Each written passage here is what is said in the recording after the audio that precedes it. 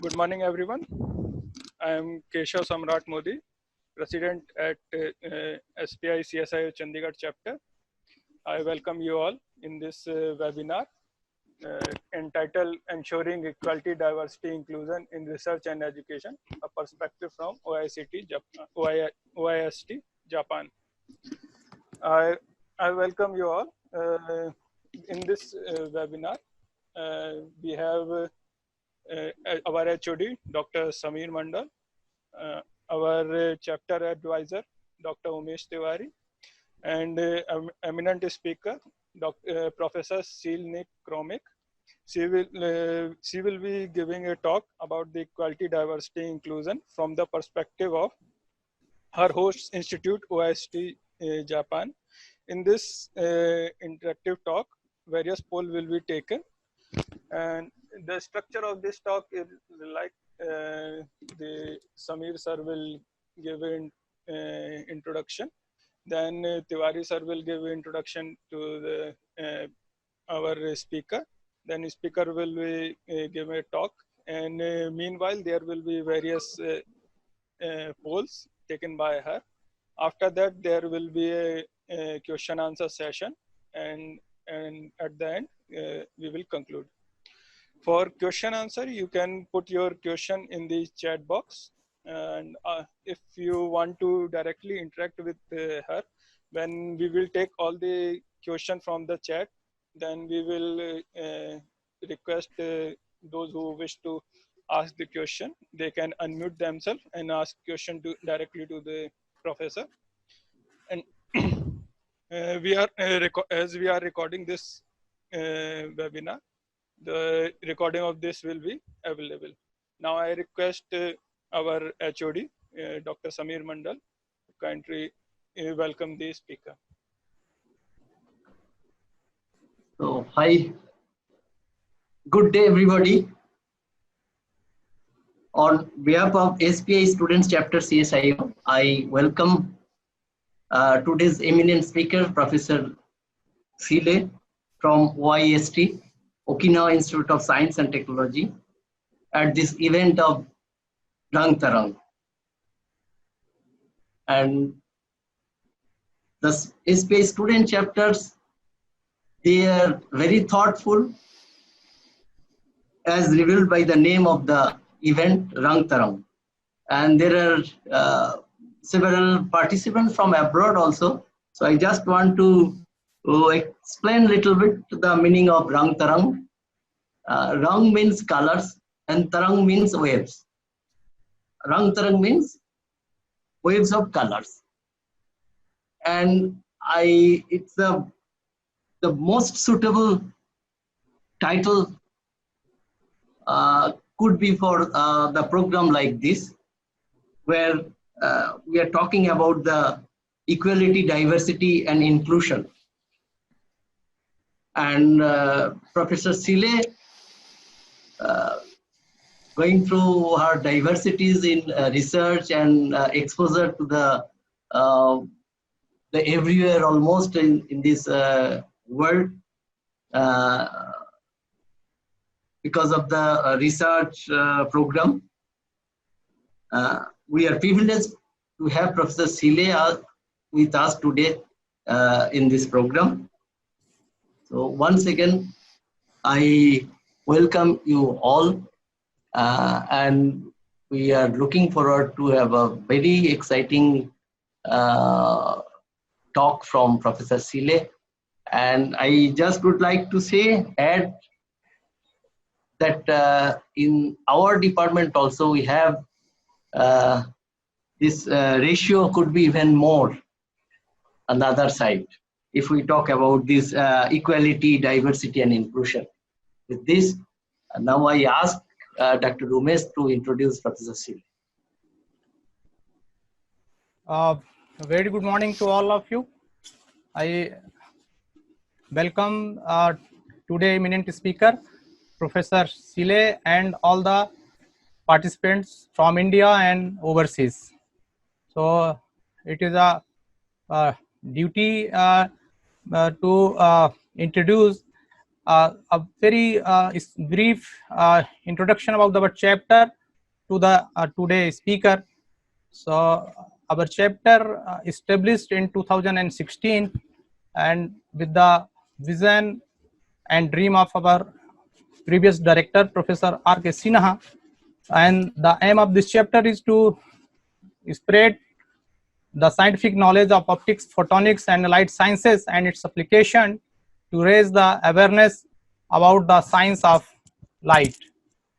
In these terms, under the guidance, under the leadership of Keshav Samrat Modi, who is at present the serving president of the chapter, we have organized a series of events for the proliferation of the light science in the tough time to the COVID-19 lockdown and afterwards. So during the normal time, our chapter has organized many outreach physical activities, but due to COVID, we shift to online mode and successfully conducted numerous events.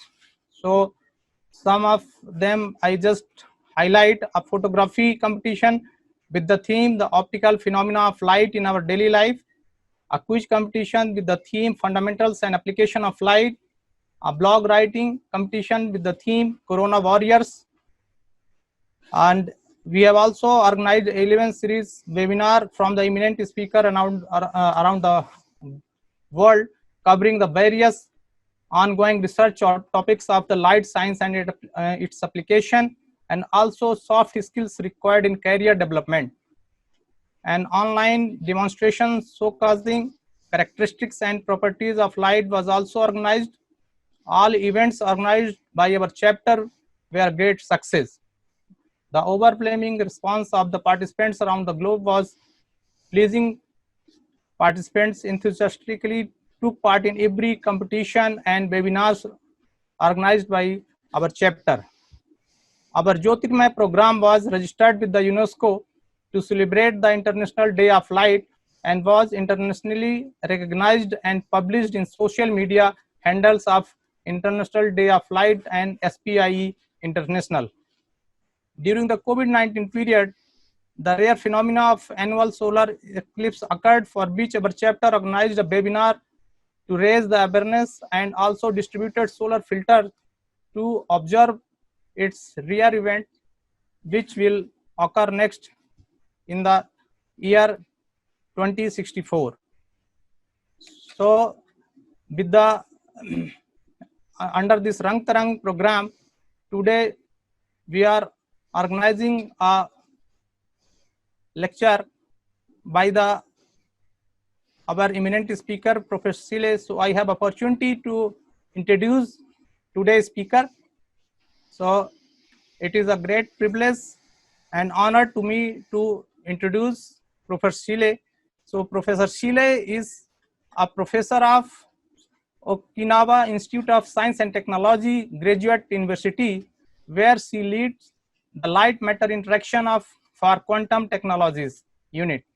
She completed her PhD in hydrogen atom interferometry at the University Paris Nord in 1994 and subsequently held postdoctoral position on atom interferometry in the University Innsbruck, Austria, the University of Melbourne, Australia, and the Max Planck Institute for Quantum Optics, Germany. In 2000, she returned to her native Ireland and established the Quantum Optics Group at Cork Institute of Technology and later at University College Cork, Tyndall National Institute. Since 2012, she has been at the OIST Graduate University, Japan, and is also affiliated to the University of KwaZulu Natal, South Africa. Her research interests are in hybrid quantum system, optical trapping for mesoscopic system to nanoparticles, and light confinement in sub-wavelength structure. She is vocal about her support for diversity in physics, currently hosting 17 different nationalities in her research group. During her spare time, she slowly makes her way around the beautiful Okinawa's coastline on foot. Area for expertise is diversity in science, emphasis on women in physics and cultural diversities. Mobility in science, having worked in Ireland, UK, France, Germany, Austria, Australia, Japan. Optics and cold atom physics researcher. I also like to say I had opportunity to interact and work with Professor Sile during my Raman Research Fellowship at the Institute of Nail, France. So with this, may I request Professor Sile to deliver her lecture. I also extend a warm welcome and extend a hearty gratitude for accepting our invitation and delivering this lecture. Thank you, Professor Sile. Okay, thank you, Umesh, for that introduction, and I hope that everybody can hear me. This is actually my first time giving a seminar on online, so please be patient. There might be some technical issues. In particular, when I do a poll, I'm going to have to stop doing the screen sharing as far as I can see, but we'll see how that goes. So yeah, so I first met Professor Mondal and Umesh in France, in fact, I think Mondal through France, he came over to Okinawa, and also Rashmi, the student working in Institut in the last couple of years. And then I had planned on visiting Chandigarh in May of this year, but for obvious reasons, that trip had to be cancelled. So today, I'm a little bit, some of the things I talk about with regards to equality, diversity, equity, any of this can be a little bit controversial. And I warn you in advance that some people can take a little bit offense to some of my approach, because I can be very direct when I'm talking about these topics. I think I don't try to hide the reality.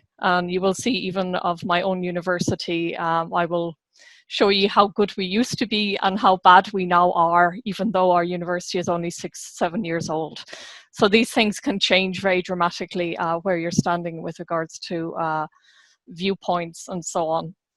So first of all, Umesh gave quite a good background, introduction to my background, but just to put some more introduction on it, and this is exactly the thing that Keshav had said to me might not work, and it worked in our trial, but then it didn't work just now. So I did my bachelor's in physics, both experimental and mathematical physics, in Ireland, a university, a very small university, only a couple of thousand students, and there I became interested in atomic physics. So I went to do my PhD in atom interferometry in France. At that time, Ireland was still not very developed scientifically, so it was recommended if you wanted to do a PhD to go overseas. So I had a lot of support, both financially and I guess mentally or morally, to go overseas to either the US or mainland Europe, and I chose mainland Europe. And from there, then I sort of did a tour around the world. So I went to Austria, spent a couple of years there. Then I went down to Australia, where I had 3 years. Interestingly, in Australia, my funding was not academic, so I was a postdoc in the university, but my funding came through AMIRA, which is actually a consortium of mining companies in Australia. So there were 10 mining companies involved, and they were looking for atom interferometers in order to have better knowledge about where things are under the ground, essentially. So in order for them to get richer, they wanted atom interferometers, and they were funding positions in the university. From there then, Australia I felt was really far away. So from Australia, I decided to move back to Europe. So I went to the Max Planck Institute for Quantum Optics in Germany. And from there, then I was offered my first faculty position. So this, I think, is sort of typical 3 postdocs, which is about 6 years, doing this mobility, when you have to be very, very flexible before getting your permanent post, wherever that happened to be, and mine was back in Ireland. And when I got offered this job in Ireland, I remember going to my supervisor in Germany, and I told him, you know, I have a job offer. but it means I won't be able to do as much research as I've been doing, and the institute is not famous in any way, and they don't do research. And he said, there's only one question you need to think about before you accept. And he said, can you have a PhD student if you move? And I said, well, if I get my funding, I can have a PhD student. And he said, then move. Don't hesitate. Take the permanent job, even if it doesn't look ideal, take it. And then as long as you can be successful in non-ideal, it'll work out wherever you go. So I moved over back to Ireland, and then gradually moved around in Ireland in different universities. And then in 2012, I moved over full-time to Japan. So one thing Umesh mentioned was that I also have a position in South Africa. So this happened in about, I guess, maybe from about 2010, I've been affiliated to a university in South Africa. So while I was in Ireland, that worked quite easily. The journey wasn't too bad. I have to say, from Japan to South Africa is terrible. It's almost a nightmare journey. It's 48 hours one way by plane, because there are just no good connections between Japan and South Africa. So my role in South Africa is diminishing, so I haven't even mentioned it here. So this talk, as we said, is about diversity and that. So let's just think of where we are. So this is Okinawa, very far south of the rest of Japan. So you'll be familiar with Japan in the usual Japan. So Tokyo, Osaka, Kyoto, which is near Osaka. And then Okinawa is 1,500 kilometers south of Tokyo. So I recently went on holidays to Hokkaido, which is up here, because I'm only allowed travel within Japan at the moment, and that's 3,500 kilometers. So Japan is quite a huge country in this regards. And then over to Chandigarh is about 5,000 kilometers. Okay, so from Okinawa to Hokkaido is 3,500, and over to Chandigarh is 5,000. So it's not much more in difference.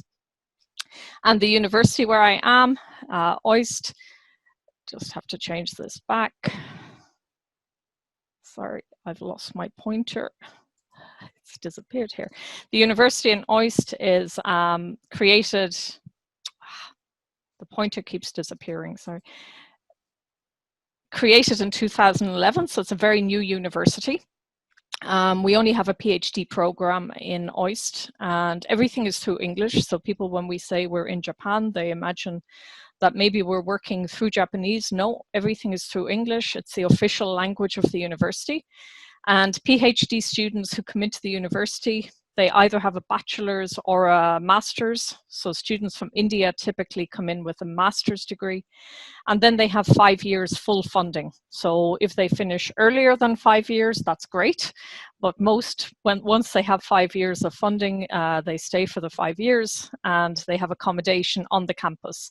So if you see the photograph here, this is the student accommodation buildings. And you can see the East China Sea just in front of the accommodation. Well, there's a hill in between the two, but very nice environment. Doesn't look like this today because we have a typhoon. So it looks very, very different today, but this is a typical summer view. In fact, this is the photo I took the day before the typhoon. So I took this on Saturday, this photo. So it's a very, very recent photo.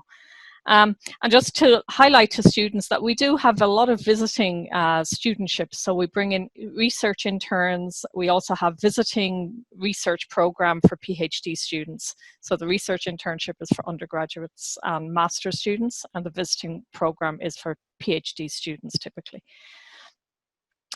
So what is Okinawa like as an environment? So I'm talking about a fairly remote island within Japan context. However, if you think of it geographically, it's positioned between China and Japan effectively. So it's very much influenced by both Chinese and Japanese culture. Some people get a shock when they come here initially to see that the culture is not the more traditional Japanese that they like.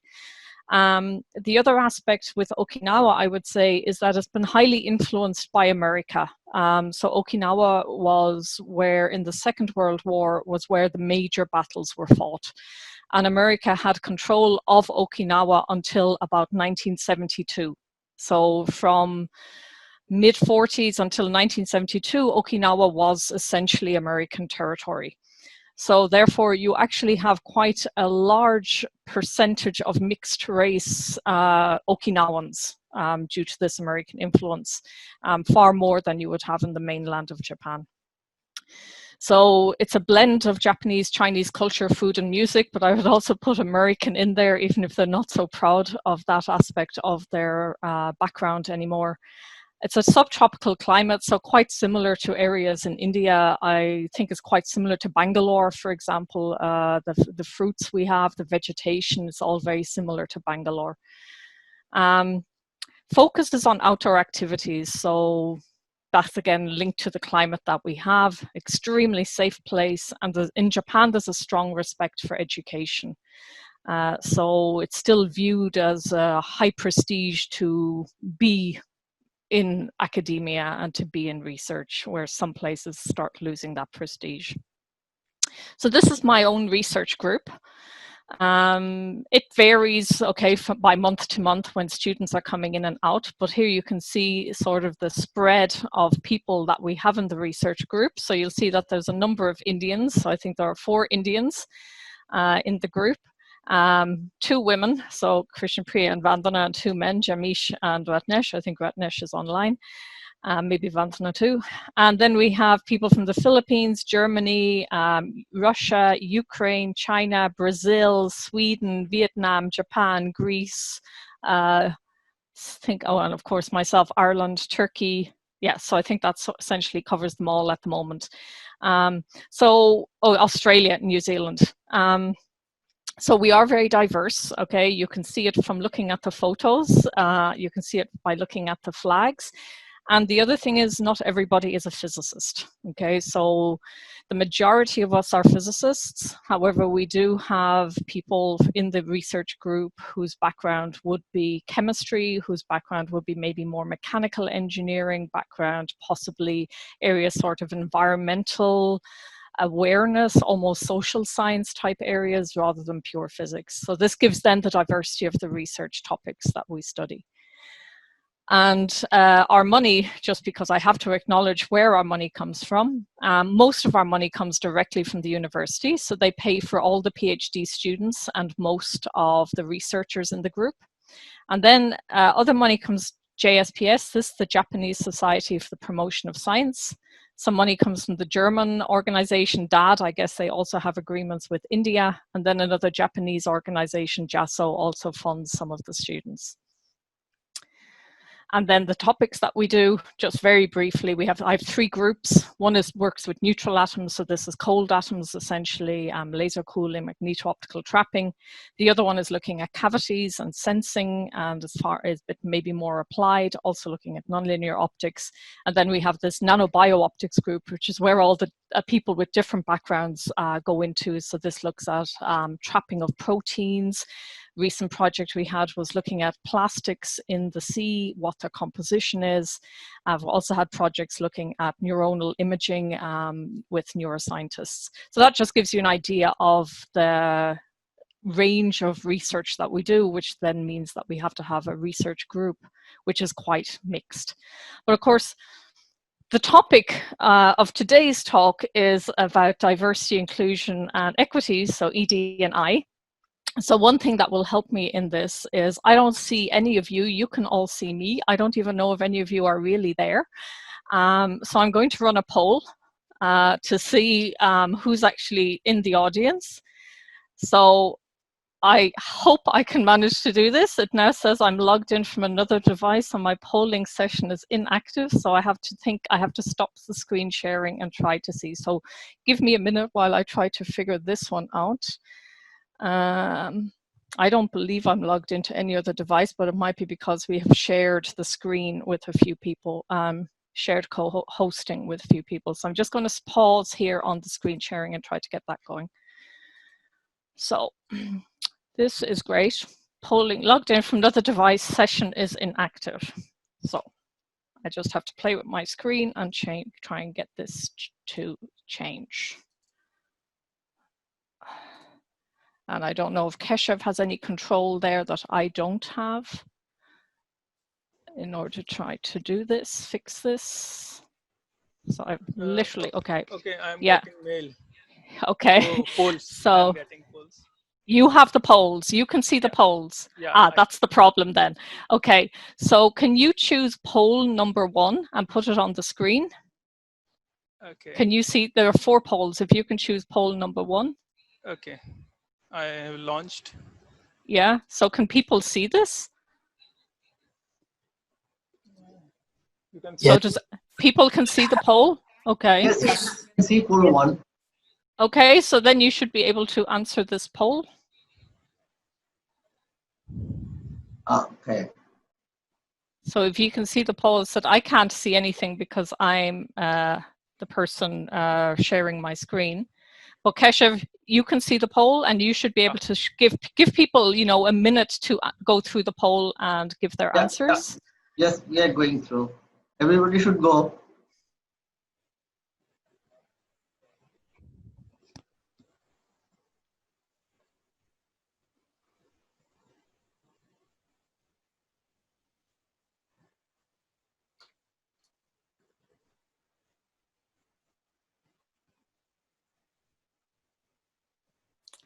And then Keshav, when you see that people have answered, you should be able to close the poll and hopefully share the results of the poll with the audience. Okay. So how much time should I give for poll? So I think probably this one is not so complicated. It's sort of yes or no type answers. So I think most people should know by now if they have answered. So if you can see whether everyone has answered. Okay, I got only 22. Okay, so maybe some 50%. people mightn't want to answer, yeah, but that's typical. Not everybody will answer or will know how to answer. Okay. So shall I declare Yeah, results? if you can. Again, I'm not sure if I will see these, so you'll need to read them out to me maybe. Said they are male, and Yeah. there are 18 female. Oh, so more women, okay. Yeah. Second, I am an Indian citizen. Yeah. So 23 are Indians and 6 aren't. So 6 are different, yeah, okay. So third one, there are 20 masters of PhD doing. So mainly students, I guess, then in the mix, yeah. Yeah. Okay. Seven are in research. 2 are faculty members. And fourth question was, I have experienced discrimination due to my sex, race, religion, hierarchy, sexual orientation, etc. So 10 agree on that, 15 disagree. Okay. And 4 are unsure. Okay. So I would normally say if you're unsure, you probably have. Yeah, that if you're unsure about something, then it's probably true in this regard. Okay. Fifth question is, when I experience discrimination, my institute, university, workplace provide a good support structure to handle it. 15 agree with this, 3 didn't agree with this, and 11 are unsure. Okay. Okay. They are also in dilemma. So 3 out of the 10 people who experience discrimination feel that they didn't get good support when they felt discrimination. Okay, so this is the sort of thing that needs to be addressed. Yeah, this is so here we have 6 who are in age group of 19 to 25, 17 in 26 to 32, 3 are in 33 through 40, and 3 in between 40 to 50. Okay. 22 people are religious. Okay. 3 didn't qualify themselves under any religion. And 4 are unsure. Okay. Okay. Unsure if you're religious, I can't answer for that one. So on this question of disability, 26 disagree, they don't have any disability, and there are no response by 3. Okay. Okay. So hopefully for the next poll, you'll be able to share your screen, and because I think some of it will start getting a little bit personal, and you mightn't want to be reading out all of the questions at that point. Okay, so this gives us a good idea of who is around and who is listening. So it's mainly Indians, mainly students. A reasonable proportion of those who answered the poll feel that they may have experienced some discrimination, whatever that reason is. We can't judge that. And most of the audience, at least those who answered, are female. So let's think about what the words mean. So we have the words equity and equality. And I think in my title, I have the word equality. And this is a cartoon that goes around a lot now, showing the difference between equality and equity. So equality is when everyone is given the same opportunity. But if you start already from a disadvantaged position, being given the same opportunity means you probably still stay disadvantaged. So equity, or the use of the word equity now, means we recognize initially everyone's disadvantages, and we try to overcome those disadvantages by giving a little extra boost. It doesn't disadvantage anyone to give them that extra boost. So if you see the logo of equity, everyone can still cheat and see the free baseball game. Okay, so just because we're giving more of a boost to the little guy, it doesn't mean the tallest guy isn't going to be able to see the game. He sees the game as much as he needs to see it. He doesn't see it like from his waist up. He doesn't need to have that advantage. So then the question of diversity. What do we mean by diversity? Well, if you're only talking about men and women, obviously diversity is not so much, okay? You can have 50-50% roughly, but diversity essentially is all the traits that make us into human beings, okay? But diversity on its own will not allow us actually function as a society, because everyone will be doing their own thing. So in order to do diversity as a society, we need to have inclusion. So all those pieces of the jigsaw need to fit together. So you don't have one piece missing, you don't have overlap of pieces, everything will nicely join together. So these are the 3 concepts: equity, diversity, and inclusion. And one thing that tends to happen nowadays, I feel, is that as soon as you try to give equity to people, you immediately start whataboutery. So if I give a chance to somebody from a third world country to go to Japan on a scholarship, let's just pick some country, I'll pick Nepal. If I give a scholarship for somebody from Nepal to go to Japan on a scholarship, suddenly somebody will say, well, what about the student from Bangladesh? Or if I give an opportunity to a woman to go to a meeting, somebody will say, but what about the man who's in her office? So this whataboutery can always be used as an argument to ignore equity. So one thing, and I know whataboutery exists also in Indian society, and there's a lot of memes and skits on YouTube about it within India. So I know most of you should be familiar with this term. Okay, so these are some of the things that can be listed as diverse. Obviously, ethnicity, religion, nationality, whether your range of skills, okay, so everyone will have different skills and different abilities. While some people might be amazing at doing experimental work in the lab, for example, other people might be really good at analyzing that data, and it doesn't mean you have to have every skill. Ages, there's a lot of people out there who can have be ageist. When somebody is older, they can ignore their viewpoint, they can try to push it aside, or the other way around, when somebody is older, they can try to ignore a younger person's because they're young and they don't have the same experience. So another one that falls in here is experiences. What are your experiences? They will affect how you behave in a society. Your perspectives, your race, your gender, physical abilities, what your culture is, this makes a huge difference. So somewhere like OIST, where we have people from about 70 different countries, the cultural aspect is really important. And just to elaborate a little bit more on this diversity, inclusion, and equity, in case you're not so clear of what they mean. So diversity are the existence of individual traits that will contribute to each person's identity.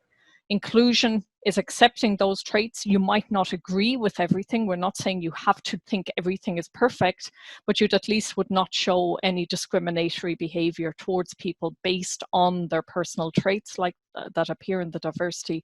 And equity then is this thing of giving the box, letting everyone have an equal opportunity by giving some people that additional boost to enable them to have the equal opportunity.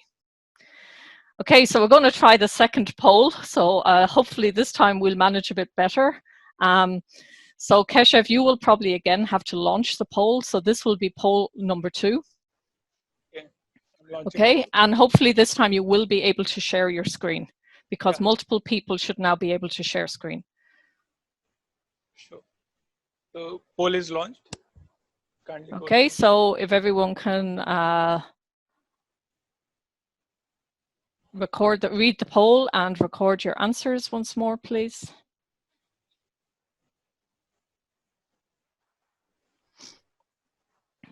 And the question here is, are all values equally important, both for you and for the environment in which you're either studying or working? So in some situations, diversity may not be so important because you're a very homogeneous society, and there are just simply no opportunities to consider diversity.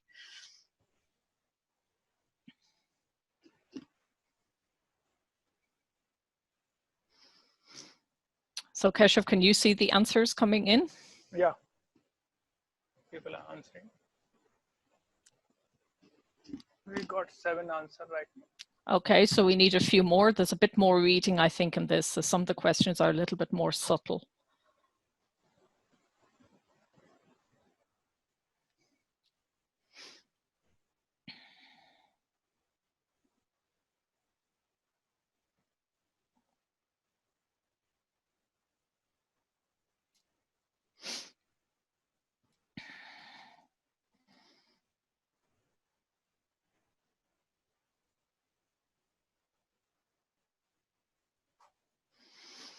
Okay, we'll keep it going for another about maybe 10 seconds or so. So try to get your answers in.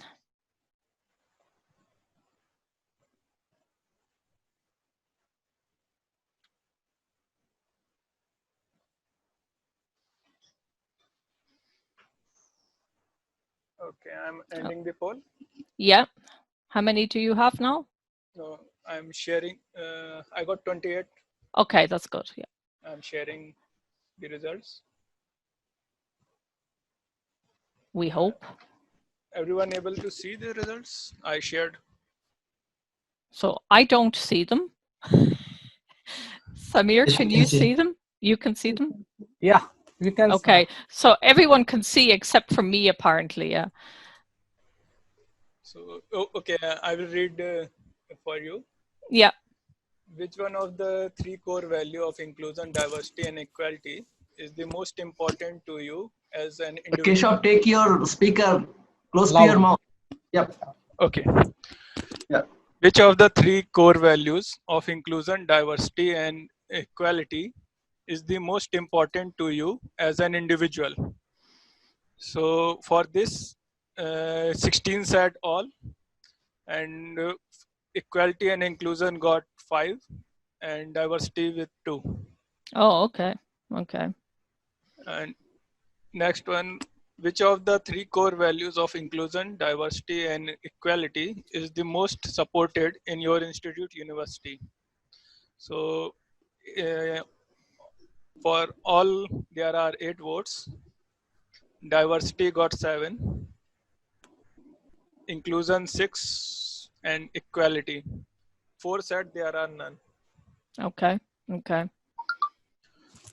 As an individual, do you ever feel that you are treated in a way that undermines you for who you are, either for your sex, religion, race, role in the institute, university?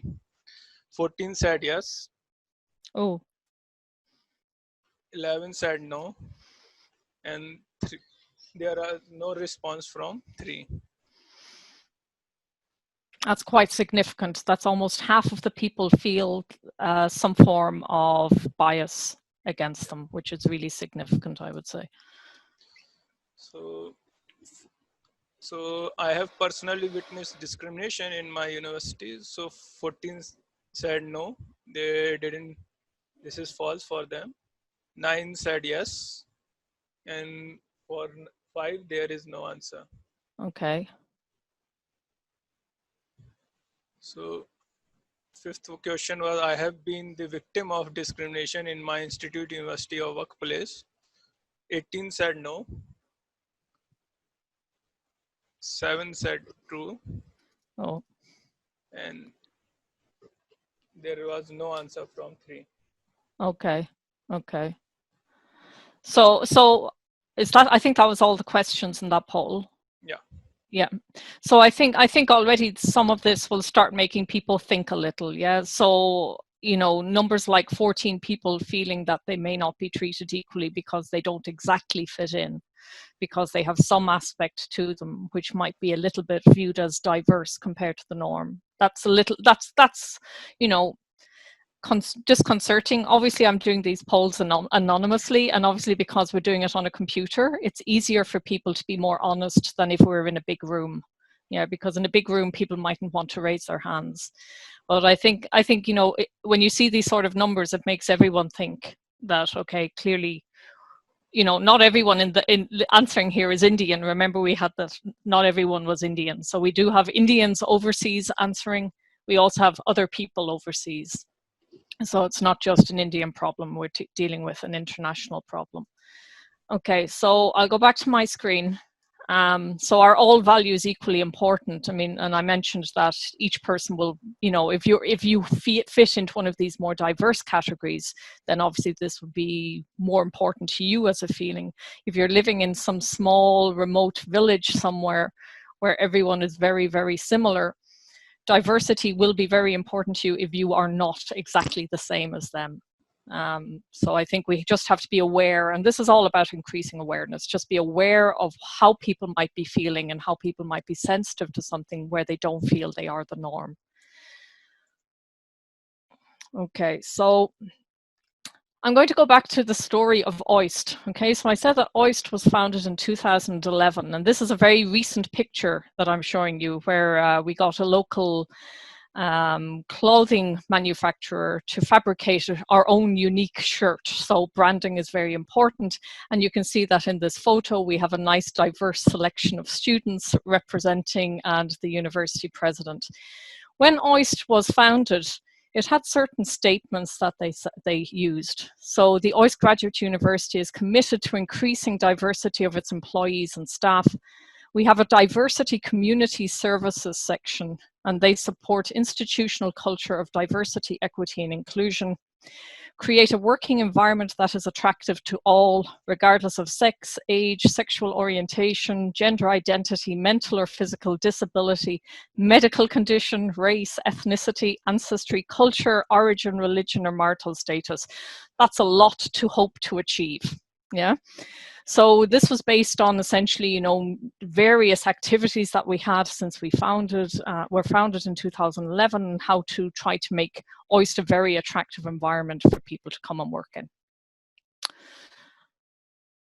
So in 2018, OIST won an international award from the Optical Society on our inclusion and diversity policies. So I'm going to just show you a short section of that video. Do you see it coming up? I hope so. Yeah.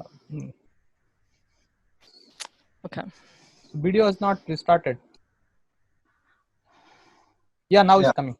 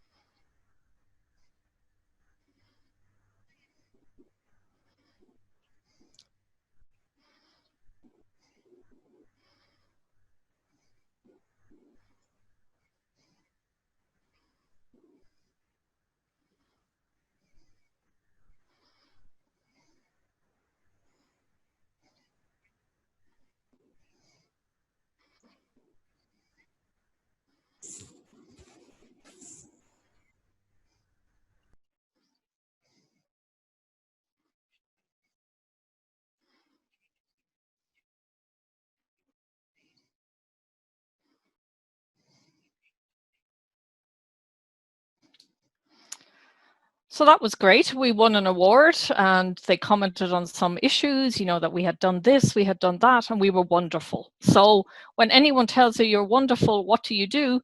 You stop being wonderful. You think you have reached the ultimate. You don't necessarily do it all again. So let's look at OIST and citizenship. So there are about 67 nationalities working in OIST. More than 50% of these are Japanese, but we have limitations. So no more than 50% of faculty may be Japanese, no more than 50% of students.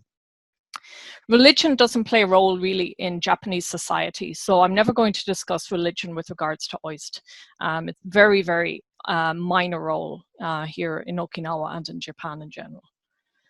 So the following countries are very strongly represented in the university: Australia, Germany, France, Russia, China, United Kingdom, India, and USA. Okay, so India, USA, China, these are huge countries. So it's fairly obvious that they'd be highly represented if we think of population of the world. But then there's a few other countries which are overly represented probably. 57 countries have less than 10 staff. 18 countries have only one staff member from each of them. So that means we have 18 staff who have nobody they can link to with regards to nationality, national identity, overall culture.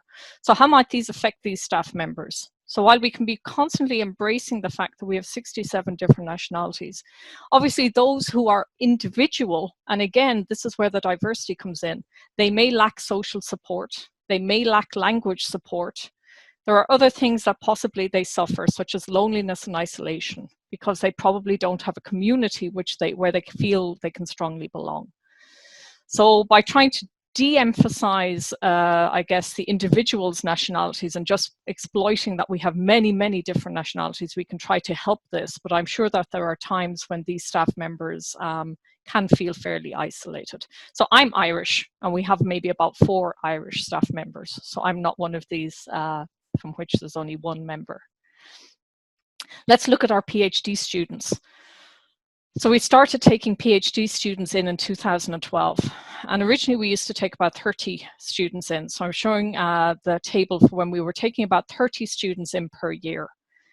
And typically the ratio wasn't great. Okay, so maybe about 25 to 30% female students. We then increased the ratio. Or the number of students, we about doubled it to 50 or 60 students a year. And we suddenly see a change in the ratio of male to female. So in the last 4 years, we're almost hitting a 50% breakdown of male PhD students versus female students. So we're certainly doing really well in this regard, I would say. So our very newest intake is in this regard. And I think this can be due to the number of policies we have for our female PhD students. The male can benefit, but for the female it's very important. These are things like family support. If they have a child, if they get married, they can take time out from their PhD, still get funded, they don't lose their housing. All within Japanese law, but many people aren't aware of how many laws there are in Japan that are favorable to women having families. So from PhD student, we can start looking at the faculty, and this doesn't look so bad, okay? If I have the look at the assistant professors, 32% of them are women. And that seems pretty good to me. Now let's start going up to the tenured, so the permanent faculty. Associate professors, we have 8% women. Now this is the institute that has won the Optical Society's award for diversity and inclusion. Full professor, we have 10% women. So when we go to the senior positions, suddenly the women aren't there. I can also state clearly that when we recruit, we are much more likely to bring a man in at associate professor or full professor level than to bring a woman into faculty. So the women generally start at the bottom. So overall, we're currently at 16% of the faculty is women, which is very low. It's good for Japan. So in Japan, we are doing really well. However, internationally, this number isn't great. In our last big recruitment drives, we recruit every year, just this year, obviously reasons we can't really recruit. In our last big recruitment drive was 2019, 6% of the new faculty were women.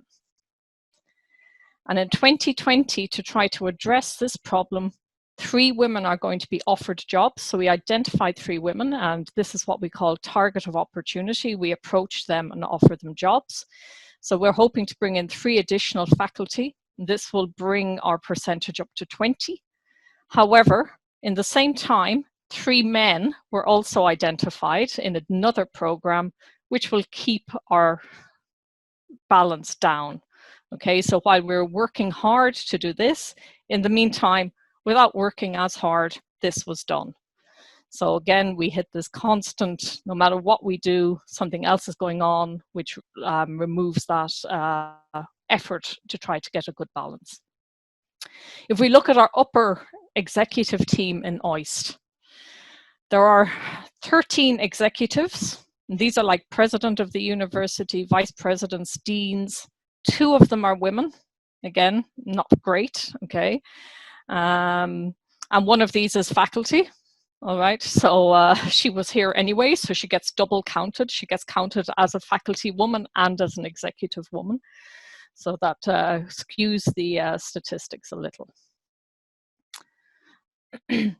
So some of the issues at OIST, clearly we still, no matter what we try to do, we have a predominantly male faculty. Or, as I said, our PhD students now, I wouldn't say dominantly male. We're getting there. We're getting a reasonable representation.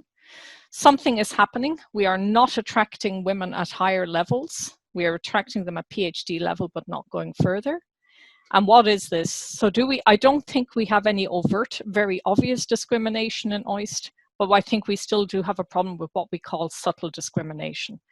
And if anyone wants to understand what is subtle discrimination in a university, the OSA has a very nice video. And if you just type in Michelle Lipson subtle discrimination OSA to Google, you'll come back to this link.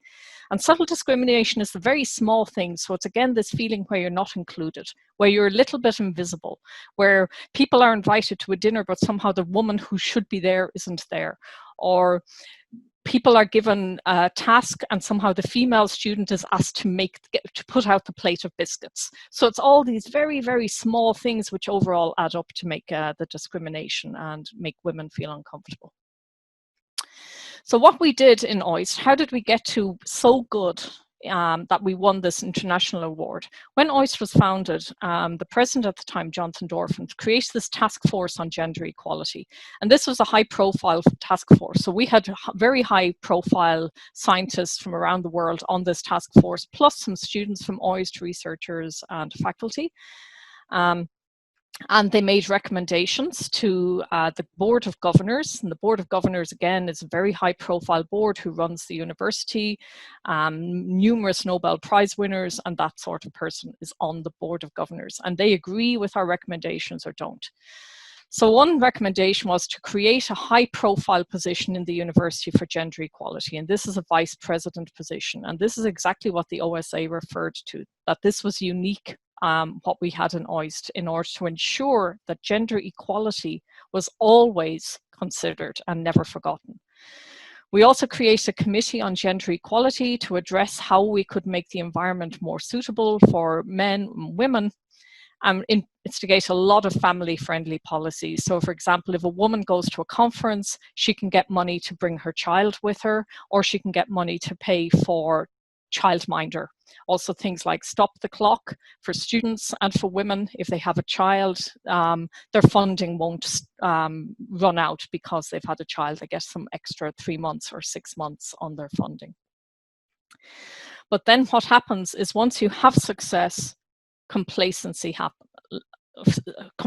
settles in. So if I look at this vice president for gender equality, and I showed you our list of vice presidents a minute ago, that's gone. Okay, so we win the award. Now let's get rid of our vice president for gender equality. We don't need to do anything. We're great. The Committee on Gender Equality is gone. It's now the Gender Equity, Diversity and Inclusion Committee. And while that's great, it becomes a little bit again, whataboutery. Okay, women are about 50% of the population. but we're not going to consider them. Our focus became more on gender identity than on women versus men. So while we are great now on inclusion policies in OIST, what's happened is that the male-female imbalance has just got worse and worse. So effectively, by working on one aspect, the other aspect starts getting ignored. And I said, this can be really, really common. As soon as you let down your guard, things start to change. So here's just some books I recommend to you if you're interested in this sort of area. So This Invisible Women, Inferior, Angela Saini. She also did one about race and science, more recent books. So The Inferior is a few years old, but this one about race is also quite critical. Sorry. So once everyone thinks a problem is solved, you stop paying attention. And then things go back to how they were. So in order to consider, is this the same problem? OIST is very small scale. We're not a big university. We have a couple of hundred students. We have 80 faculty members. But if I think of larger scale similar experiments, for example, in Scandinavia and Sweden in particular, every time they stop doing proactive policies to make sure that women have equal opportunities or equity in the workplace, things go back to how they were. So it's only by constantly having proactive policies that you can keep things equal parity. And while I was looking at the material for this, I came across AT&T and what they do, and I was very surprised. AT&T is a telecommunication company in the US, and it's huge. And I looked at they win all these things for gender equality. They've won it for 3 years in a row. And I've looked at some of the things they do. And if you look at under the benefits and policies, they have what they call a milk stork. So if one of their employees has to leave her child at home while she goes on a business meeting, they arrange for breast milk to be sent to that child. And I think this sort of thing is really, really quite unique. Aside from that, they've given $12 million to support women in STEM in the past 5 years, which is pretty substantial. Best companies for multicultural women. So they're not ignoring the diversity. They're ensuring that they still have that. And I was pretty impressed overall, because these are large scale promotions, giving money to women in STEM, but also they're thinking really at the small level. How can you make the work environment work for women? Okay, so if Keshav is still there, it's time for poll number 3. And this one is about your daily life. So we'll give it again, Keshav, if you're there, if you can open that poll number 3. Yeah, I have shared the poll, and this poll will be 1 minute 30 minutes, total okay. 90 seconds. Yeah, so I think that's better. I have a clock here too. Yeah. So if people can answer these questions.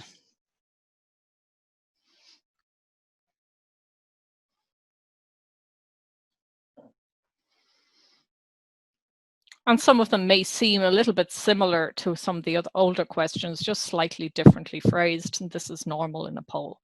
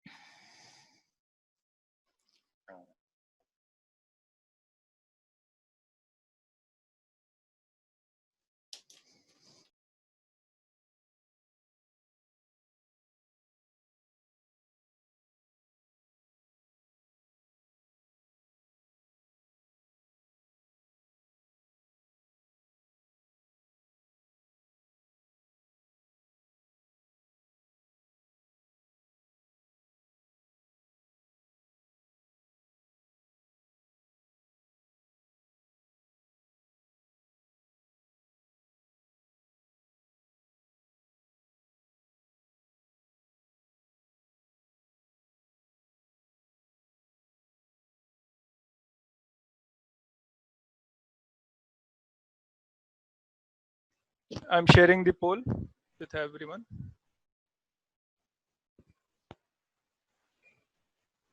Your mic is off, Professor. Okay, I think everyone can see, so just share with everyone. It's okay if I don't manage to see it. As I said, I'm trying to increase awareness. I'm pretty much aware of the sort of results I'd expect from the poll, but just that other people can see. You can take a screenshot and send it to me privately, maybe. Okay.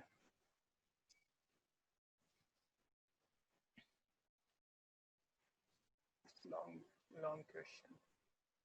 Yeah, it's a longer poll. Yeah. Okay, so I think everyone will probably have had a chance to see the responses there. Yes, so this is, yeah.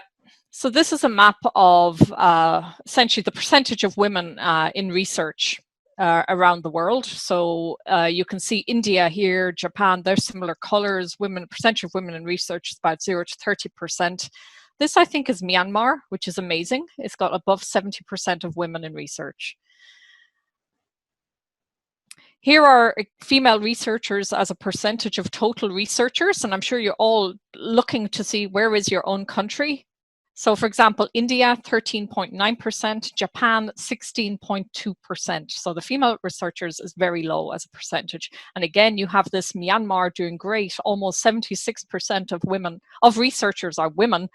And then even worse than India and Japan, you have Nepal, and in between them you have Bangladesh. Okay, so, and I guess South Korea is probably down here as well. Yeah, it is. So these are the countries where women really don't perform as getting employed as researchers. However, interestingly, in these countries, women do still study science at bachelor's level, but something happens. And I think it's largely cultural expectations. What are you going to do when you get married? Is this career important for you?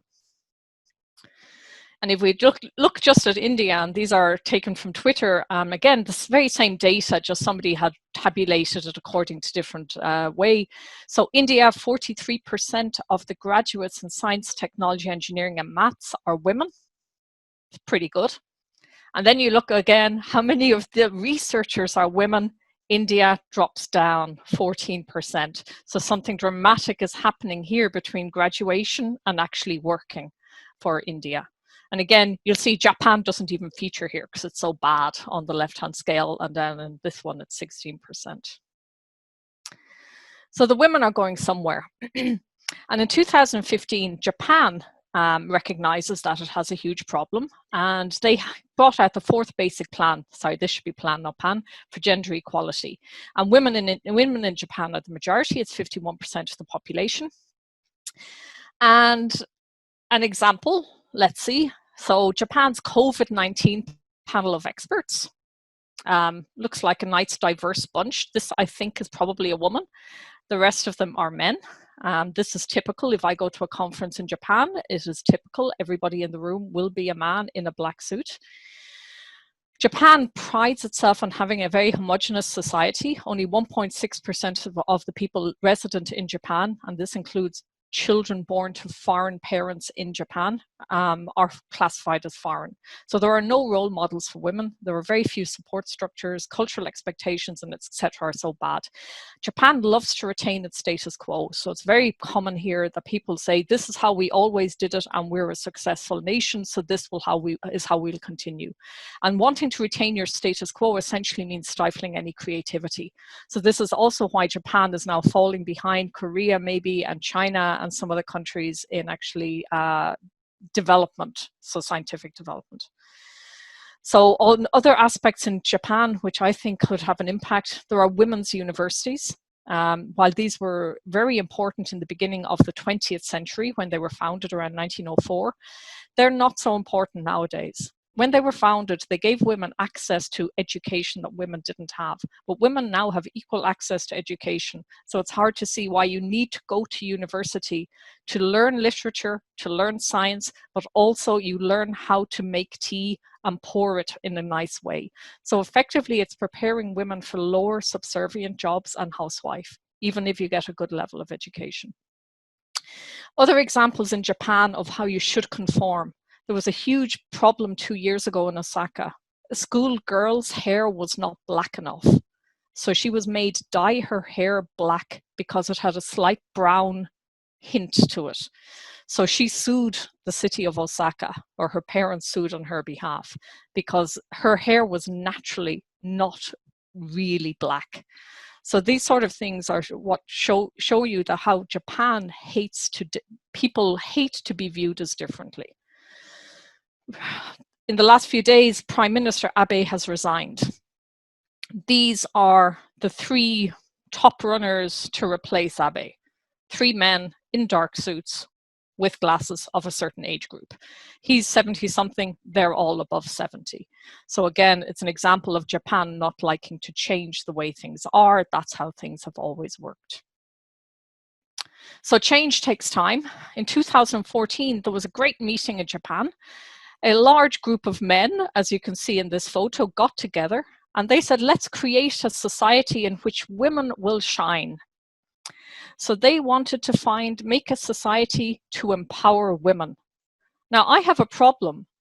If a group of about 50, 60 men decide how to create a society that will empower women, where are the women's voices in these sort of societies?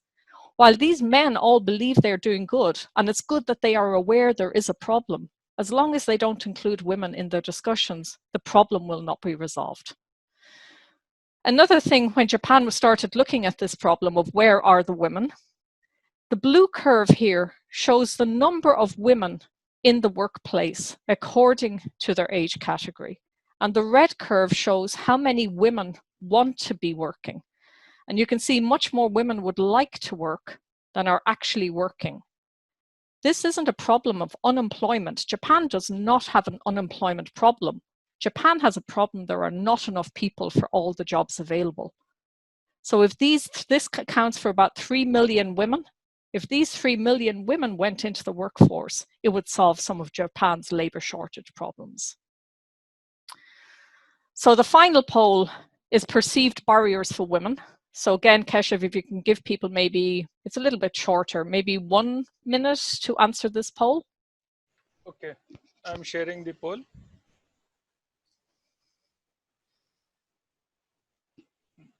Poll was shared with everyone. Thank you.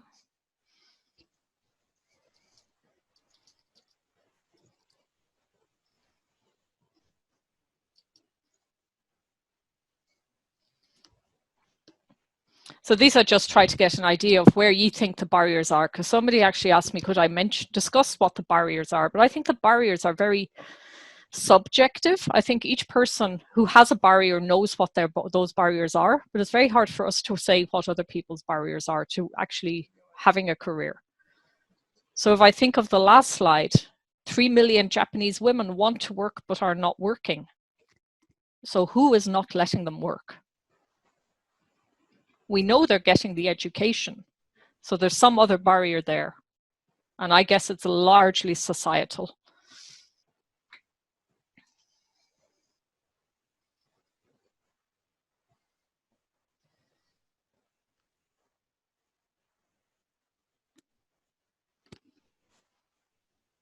Okay, you getting answers in? Yeah.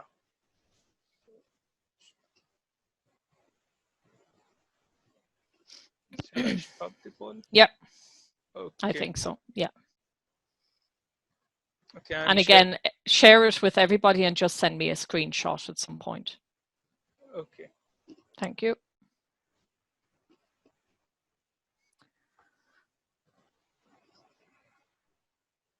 So I asked each of you there to what you think the barriers are before I really discuss the barriers. And I'm conscious of the time here because the first poll took us quite a bit of time to figure out.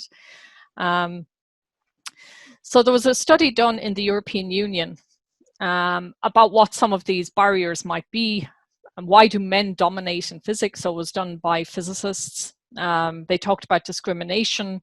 They talked about work practices, male club, work-life balance, male careers being given a priority if you have a man and a woman, both who have careers, which is very common for women in physics. It's very, very common that they will be with another scientist. Lack of female role models and so on. So many of these things can influence why women stop after having a bachelor education, why they disappear at some point. So the main topics that came out were career paths requiring mobility and short-term contracts.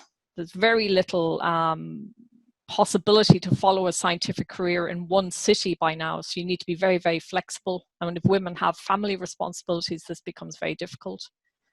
The work conditions and environment, you're expected, if you're a physicist, you're expected to be a physicist 24 hours a day, 7 days a week. You do not get a break.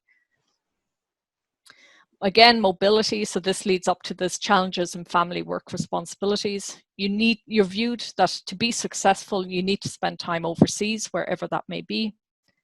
And particularly if you're in a couple, so if your boyfriend or husband or wife has a career, trying to get both careers in the same country or in the same city can be very challenging. You need scientific networks, and these networks usually come from things like playing golf or what we call the old boys club. So it's very hard for women to break into many of these networks. If we look at this famous photo from the Solvay conference on electrons and photons in 1927, people often comment how Marie Curie is the only woman, and this was 1927. If I look at the Solvay conference, so similar topic, this was the quantum world, and that was held in 2011. There are only 2 women. So I don't see that this is any better than 1927. So there has been actually very, very little progress in, let's say, this is essentially quantum physics, of who's viewed as the leaders in the field from 1927 to 2011. In fact, the ratio of women to men is worse in this meeting in 2011. So we can view this as very selective. Okay, these are really the top people. So let's look at something a little bit less top. Meetings in the US, they have a meeting every year, I think it's by the American Physical Society, for the department chairs in physics. And again, if I look at this photo, I can see maybe 4 or 5 women. So there are only maybe 4 or 5 women who are physics department chairs in the US in 2018. And again, it's a little better than Solvay, but it's not so much better. So again, there's some barrier somewhere that's causing this to happen. Mentorship, women don't really have anyone as role models. These were the Lego magazines, so these Lego toys, and they have a magazine. And this was very controversial last year, that in their magazine, there's this girl and there's a group of men and there's sneaky Dr. Carter and he's having a plan. And they say, let's go to the meeting and maybe we can find out what this plan is. And then she says, but we're girls. How can we go to a researcher meeting? They'll notice us. So again, the assumption of giving this constant sort of reinforcement that women are not researchers. Sorry.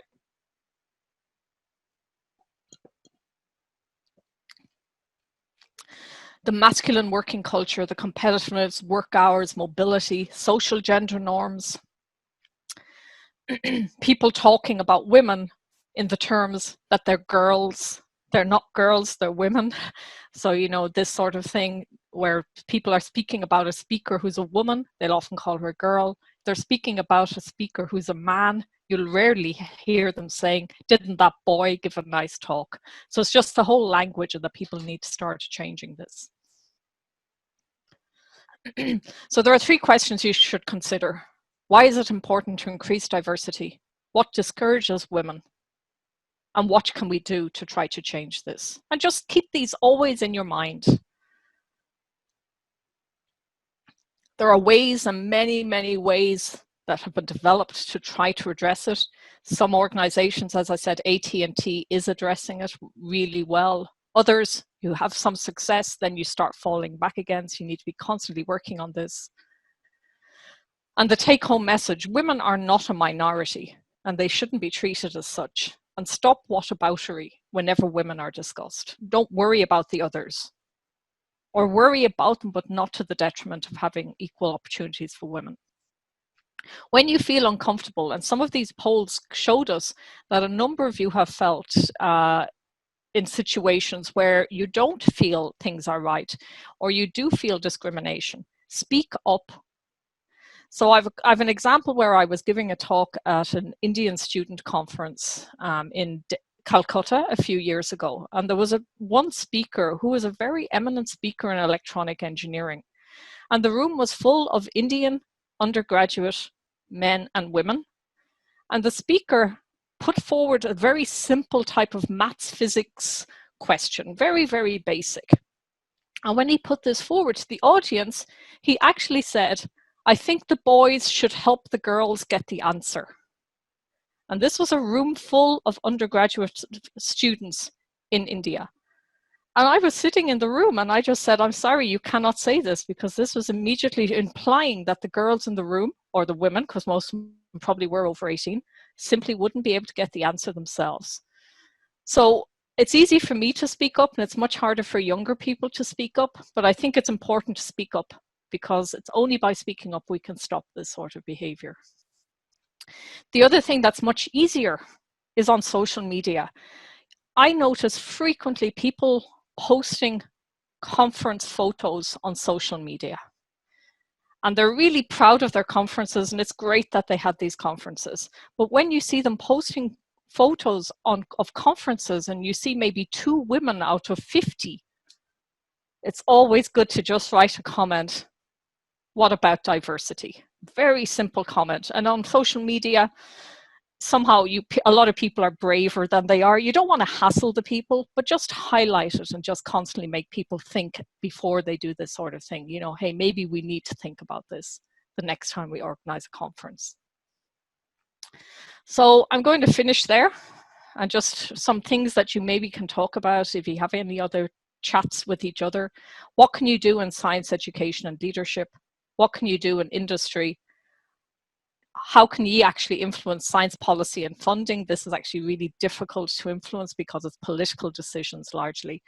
But again, just on the right-hand side, a poster, you just, you know, I'm talking about diversity and inclusion, but I'm also a woman and I'm a non-Japanese in Japan, so I'm a foreigner in Japan. My race is different. So in almost every way in Japan, I'm fitting into a minority category. And when I first was telling Japanese men that I was moving to Japan, they were like, "You're going to have it really tough. You know, you're a woman and you're a foreigner." But in fact, I find that once you make it blatantly aware that you're capable, people start to pay attention and then they remember you. So they start treating you equally. But it's just to get that courage and just to make sure, you know, you're aware of what's going on around you. And if you don't see something you don't like, but you're too shy or too quiet to speak up about it, you speak to somebody you can trust and maybe they'll be brave enough to speak up. So at that, I'd like to thank you. Sorry, I went over time a little bit. It's always hard to judge on the online talks how long it'll take. Thank you for your attention. Thank you, Professor. That was very insightful talk. Now, if anyone have any question, they may type. I request Priyanka to take the question answer session.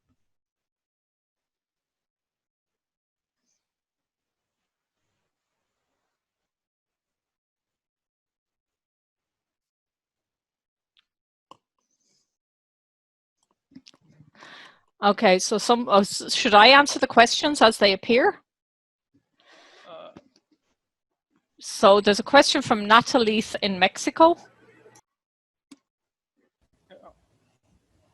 Okay. So you asked, what encouraged me to consider this topic? Well, for a presentation, Keshev asked me to talk about this. And I guess what encouraged me to be concerned about this, I mean, when did I start getting involved was, I think I was working for a research institute in Ireland, and Professor Mondal was actually in the same institute in Tyndall. And there were only, out of all the people leading research groups, there were only 2 women. And frequently the 2 of us were excluded from meetings, very frequently. So both the women had what was called an Ireland-China collaboration. And none of the men had an Ireland-China collaboration. But when the Chinese ambassador visited, only men were invited to meet the Chinese ambassador. And this sort of continuous way you felt, no matter what you do, it's ignored, I think started making me try to pay more attention. And then there are a number of meetings. So there's the Women in Physics conference every 2 or 3 years. So I started going to that. There's another meeting called the Gender Summit, which is on twice a year, typically in Europe and Asia. And I've started to attend some of them. And it just, you know, the first time you stand up at a conference and object to what a speaker is talking about is really difficult, yeah? Because if they're making really sexist comments in their talks. But there are subtle ways you can get back at them. So, you know, I've been at a conference where a man uses overtly explicit images in their talks. So I've quickly changed my own talk to include an overtly explicit image about a man in my talk. Not that I want to, but just to make them see that it's not acceptable behavior. And of course, they're shocked when they see you do this, but then they think maybe they shouldn't do it too, yeah. So I have another question which has come in privately with somebody, how to deal with discrimination during the PhD. And I think this is very difficult because a PhD student is very vulnerable. So in OIST, every PhD student has a panel. So they have a mentor, they have a supervisor, and they have another committee member.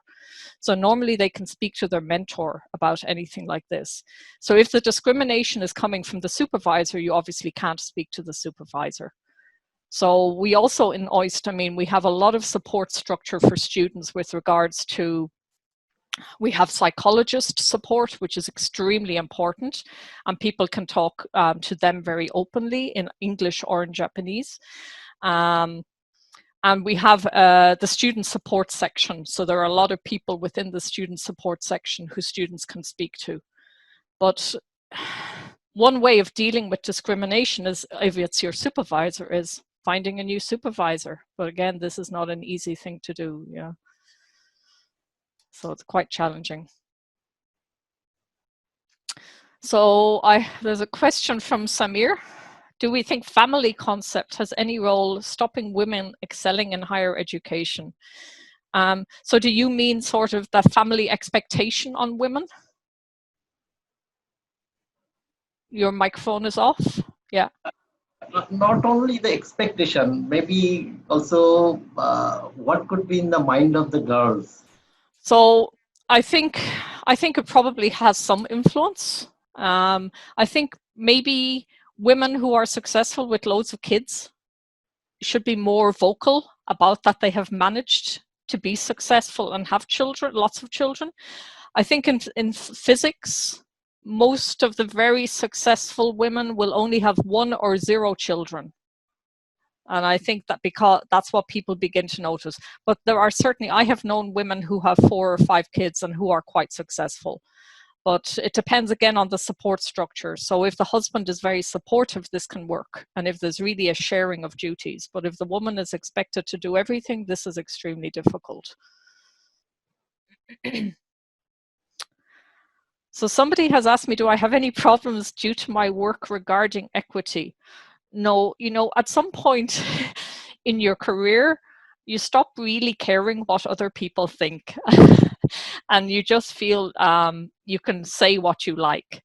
And I think at this point, I know that people hate when I refer to something, but I also like to think it makes them conscious. So I have a friend this year I have a friend from Georgia who organizes a very big conference in Russia every year in physics. And every year I notice when he organizes this, he has no women. And he's a friend, so I didn't know what to say to him. I didn't want to criticize him. So this year I asked him, could I organize a session in your conference? And he said, sure. And I said, I'm only going to invite women to your session, but I'm not going to tell anybody I'm only inviting women. But it's going to be a session where you've got 10 women speakers and no men, but nobody will know how that has happened. And he thought this was such a great idea that I guess he will never have no women at a conference again. And, you know, it's just being exceptionally proactive, maybe, to try to make sure that things are equal. But I mean, this also depends on your background. You know, I have lived in many countries. you know, when I lived in France for my PhD, when I finished my PhD at the same time as a French man in the group. And I was told, we will support the French man, not the non-French woman who has finished. Now they still talk to me, but for a couple of years, that was a little bit difficult for me. So that was clear discrimination because I was not the French student, but he left academia after a very short time and I stayed. So they chose the wrong person to support, I think. But I said, you know, yeah, people can get annoyed, but then so can I. And I just, if people get annoyed at me, then I get annoyed with them. Okay, somebody is speaking, but we cannot hear. Hello. Yes. There's another question by Karen.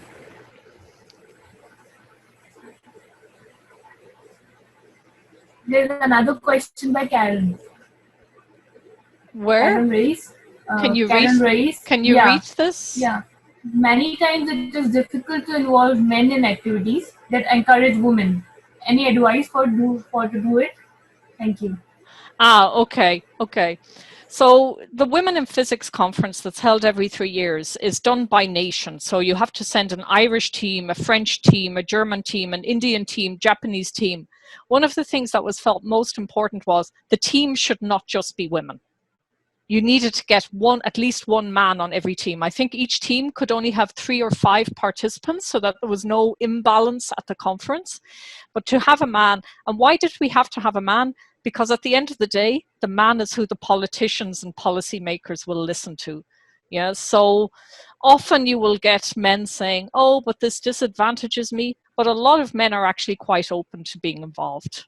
And there's no point trying to convince somebody who isn't. You know, if they don't want to be involved, then you can't convince them to be. But normally, I have an attitude that if everything around me gets better, I will benefit. So for example, if OIST recruits faculty who are much better than me, all the students will get better, so my students will be better. I'm not going to be better, but my students will be better, and that'll mean I get better. So I think this is how you have to view things. If everything in society changes for the best on average, even though your situation may not be better, then overall it's a nicer place to be. And I think that's what how you can involve men. That something for women isn't necessarily against men. Hello. Yeah. I have 2 questions, and my first question is, what kind of a person should lead gender diversity? And another question is, at what level in the organization should the diversity leader be at, as you indicated in the previous question? Yeah, so the second question I get, okay, so what level should the person really leading it be? So I think for us, when we won the OSA award, I think it was really important that the president of the university, and he's the top person in the university, was really, really proactive at that point. So when we presented the idea of wanting to have a vice president who is the second in command to the president, we have maybe 5 or 6 vice presidents, he brought this to the board of governors. And he was given another position, which means a lot of money. This is a high-level job where they're going to have a big salary. And then people have to pay attention. And the crucial thing is they can make decisions. So, some of our decisions were really minor, and they're not just for women. So 2 examples. Baby changing facilities. So none of the toilets had somewhere where if a woman had a baby, she could change the baby comfortably or could feed the baby. With having somebody who actually has an upper position, they can take a room, say this room is for people who want to feed their baby or who want to change their baby. And the other thing is for people who are gender diverse, who don't identify as men or women. We now have little rainbow symbols on some toilets. So some of the toilets they can use so that they don't feel uncomfortable. So they now, before was, you know, which toilet do they use, the man's toilet, the women's toilet. Some places chose the option of not having men or women's toilets, but then this makes women usually very unhappy. Yeah, women do not want to share their toilets with men. So what we did then was just have different toilets with a rainbow symbol, and anyone can use them. But we still have men's toilets and we still have women's toilets. So I said, one of the important things is if the person has power, they can make these decisions. But if it's just students, even if it's just faculty, we don't have that level of power to actually change signage in a university to get rooms in a university. So your first question, I can't remember what it was. These are the just about the basic qualities of diversity leader should have, you must be having some specific idea that this should be the quality of the leader. Yeah. So I guess somebody who has already experienced some. So the first president of our university was South African.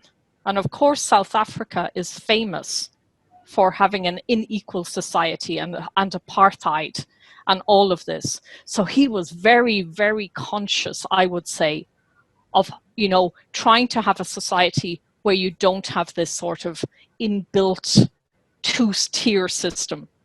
So I think somebody, you know, who has this, our first vice president, well, our only vice president for gender equality was a Japanese woman who had lived in America for many, many years. So as a Japanese woman scientist, she also had probably experienced a lot of difficulty going through. And then she moved to the US, where she, of course, was a different race and she was Japanese and not a native speaker. So she worked for a funding agency in the US then for many years. So people, the decision makers or the policymakers need to have experienced probably some form of discrimination themselves. And I think the people who are probably most vocal will be those. I mean, if you've always lived in a very small community, you tend to be more inward looking. Yeah, I moved all the time, so I always view. I don't think in terms of, is somebody European, are they black, are they Asian? I just think, can I talk to that person, and am I comfortable talking to that person? Well, I think you need somebody who's willing to be annoying, yeah, and not take no, you know, constantly try to find what is the main thing you can change. Sorry for the interruption. Yeah. So change what you can change, but don't try to change things that are impossible to change. You know, some things are impossible to change. Thank you. Okay. Does anyone else wants to interact with Professor Sile? They can unmute themselves and start. Okay, there's another question. Men for men and women for women, is this norm, or they can work for betterment of each other? Yeah, I think I sort of addressed this, that by you need to convince each person that they won't lose something. They may not get better because of the changes, but that they don't lose anything. Yeah, so I said one of the things that what I find now in OIST, while we're focusing so much now on ED&I, because that's sort of become trendy, equity, diversity and inclusion has become more trendy than gender equality, somehow the male-women thing is being forgotten in OIST and the women numbers are dropping again. So I think you have to not exclude one by doing something for the other. You need to run them in parallel. Yeah. And then there's another question, teaching groups. Oh, that's private. Sorry, I won't read that one.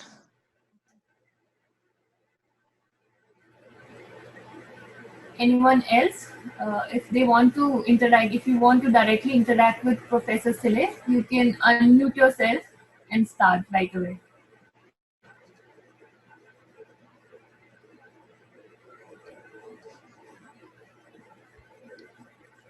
Or you can type your question in the chat box.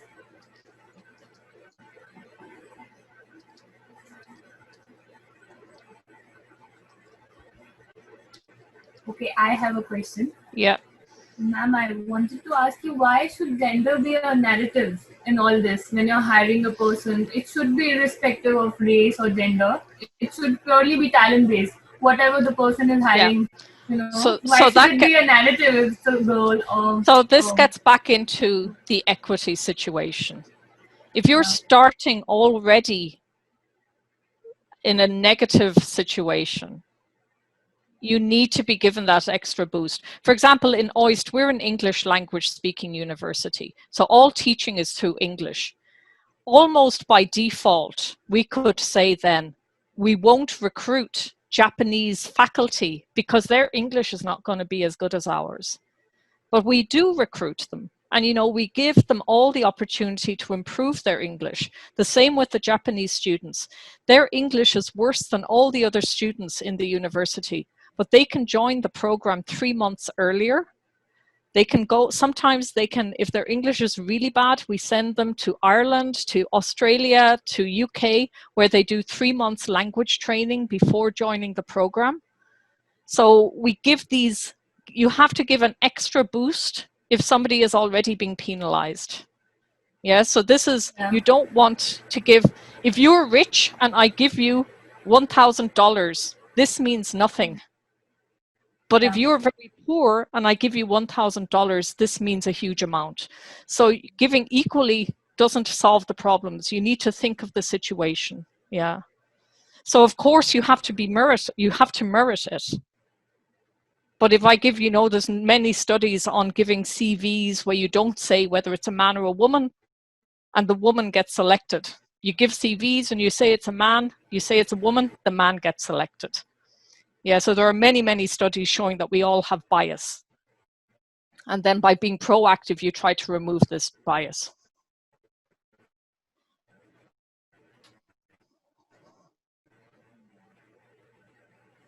Does that answer? For taking care of children. Hello? Sorry, yeah, I can hear. Yeah, I was saying, so men should also get leaves and, paid leaves to take care of children and everything so that women can... Yes. So one of our students is currently on, he took his wife's leave. Yeah. So one of our students, he took the leave that the wife could have taken. Yeah. So you're breaking up, but so I mean in Japan, men can take leave when there is a child. So I don't know in India, yeah.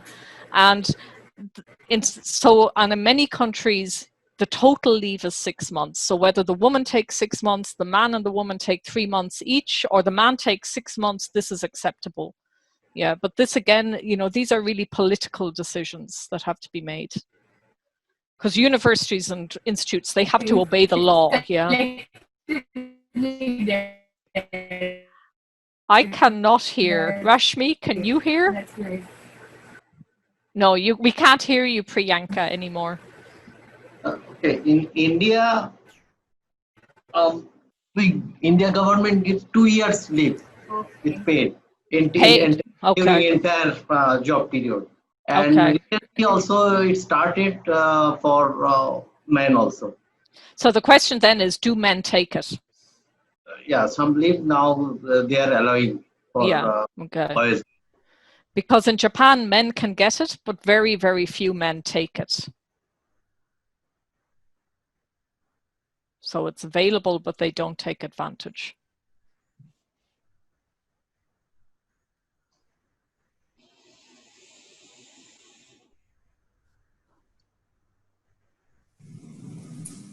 I guess everyone done with their queries. So in interest of time, let's conclude this talk. So now I ask Rashmi to kindly thank our speaker. I would like to give my sincere thanks to our chief guest, Professor Sile from Light Matter Interaction for Quantum Technologies Unit, Japan, for gracing today's seminar. Thank you, ma'am, for your very thought-provoking and interesting topic. I must mention our profound sense of appreciation for sharing and highlighting the significance of diversity, equity, and inclusion, which are equally important to every individual and necessary for healthy working lab environment. We are highly inspired by your lively words, and I look forward to continue beyond this event the very stimulating and instructive exchange of ideas we had today. I trust and hope that you all will take home further inspiration on how to foster the necessary changes. The changes in our mindset towards the women have to be renewed. I thank you, ma'am, and I hand over this event to Keshav. Thank you, Rashmi. Thank you. Now I request ma'am to kindly stop this sharing, and Okay. I request have to just find it. Everyone to open their camera so that we can have a digital selfie with our speaker. Oh.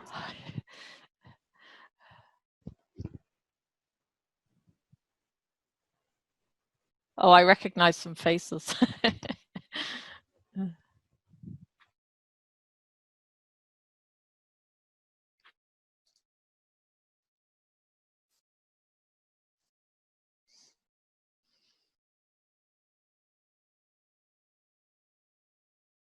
So, Keshav, you are appearing like having a face mask.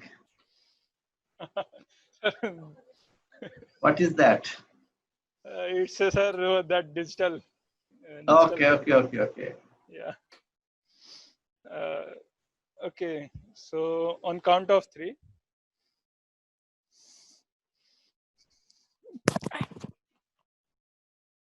1, 2, 3.